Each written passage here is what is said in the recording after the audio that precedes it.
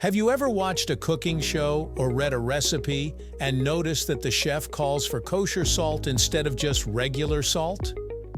At first, it might sound like a fancy ingredient with religious significance, but the truth is, kosher salt has a unique story, a practical purpose, and a flavor impact that makes it a favorite in kitchens around the world.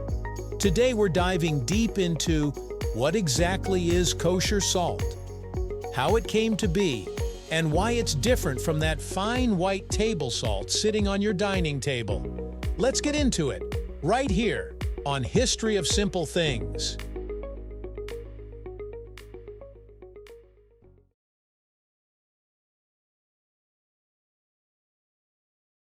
Before we even get to kosher salt, let's take a step back. Salt is one of the oldest seasonings in human history. People have been using it for thousands of years, not just to make food taste better, but also as a way to preserve it. Before refrigerators existed, salt was the best way to keep meat and fish from spoiling. Civilizations even traded salt as if it were gold, and in some cases it literally was worth its weight in gold. But not all salt is created equal.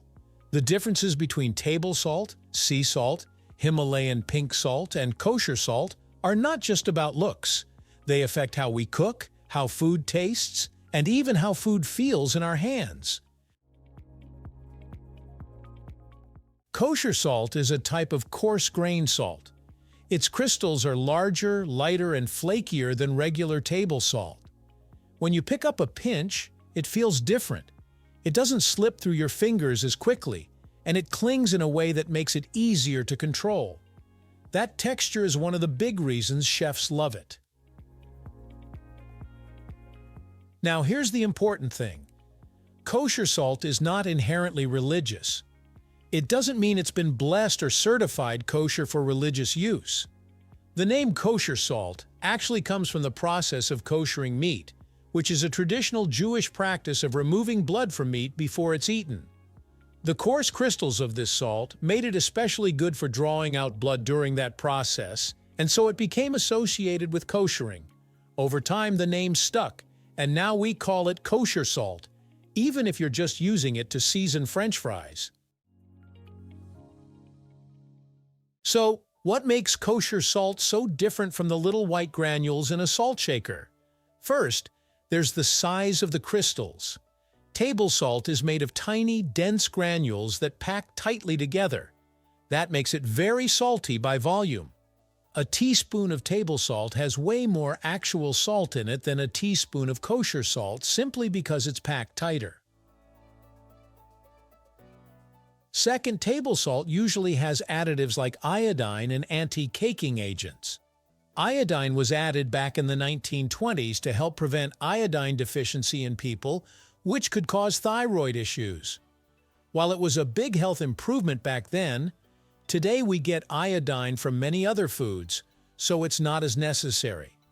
The additives in table salt can sometimes give it a slightly metallic or bitter aftertaste, especially if you use a lot. Kosher salt, on the other hand, is usually just pure sodium chloride. No additives, no iodine, no extra flavors. That makes it taste cleaner and more natural. One of the biggest advantages of kosher salt is its texture. Because the grains are larger and more irregular, it's easier to grab a pinch and sprinkle it evenly over food.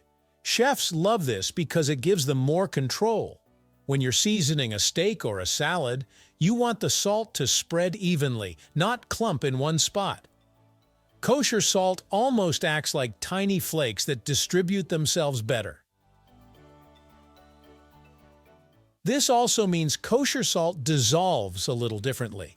It doesn't melt instantly like fine table salt. Instead, it lingers for a moment on the surface of food, which can enhance texture and flavor in subtle ways. If you peek into most professional kitchens, you'll almost always find kosher salt in use. It's not about prestige or being fancy. It's practical. Chefs need consistency, speed, and control. Kosher salt's large crystals let them season by feel rather than by measurement. A quick pinch over a dish gives them exactly what they need, whereas table salt can be too fine and too concentrated, leading to over-seasoning. Another bonus is visibility. Since kosher salt crystals are bigger, you can actually see them on food as you sprinkle. That makes it easier to judge whether you've seasoned enough or need a little more. Now, you might be wondering, does kosher salt taste different? Technically, pure salt is just sodium chloride, so the flavor should be the same. But the experience of eating it is different. Because kosher salt crystals are larger, they hit your tongue differently. You get bursts of flavor instead of an instant, overwhelming punch. That can actually change the way you perceive the seasoning of a dish. Also, because kosher salt is usually free from additives, it doesn't carry that faint bitterness you sometimes notice in iodized table salt. The result is a cleaner, more straightforward, salty taste. You don't have to be a professional chef to benefit from using kosher salt. It works beautifully in everyday cooking. Sprinkle it over roasted vegetables, use it to season pasta water, or rub it onto meat before grilling. The control you get from its texture will instantly make you feel more confident in the kitchen. It's also great for pickling and brining. Because it doesn't have additives, you don't risk unwanted chemical reactions that might cloud your pickling liquid or change the flavor. One last thing to clear up. Kosher salt is not always certified kosher. The term describes the type of salt, not its religious status. If you need salt that meets kosher certification, you'd have to look for the certification symbol on the packaging. That can be a little confusing, but it's an important distinction.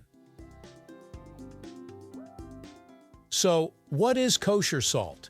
It's a coarse, flaky salt originally tied to the koshering process of meat. But today, it's beloved in kitchens everywhere for its clean taste, easy-to-handle crystals, and consistency in cooking. It may not be fancier than table salt in terms of chemistry, it's still just sodium chloride, but the way it looks, feels, and works in food makes all the difference. Thank you for watching. If you have suggestions for our next video, feel free to share them in the comments below. We'll be sure to give you an acknowledgement for your contribution.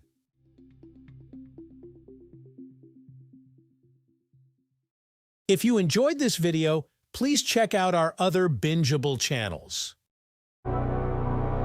Thank you for joining us on this journey through the history of simple things. Don't forget to like, subscribe, and stay tuned for more stories woven through the smallest details.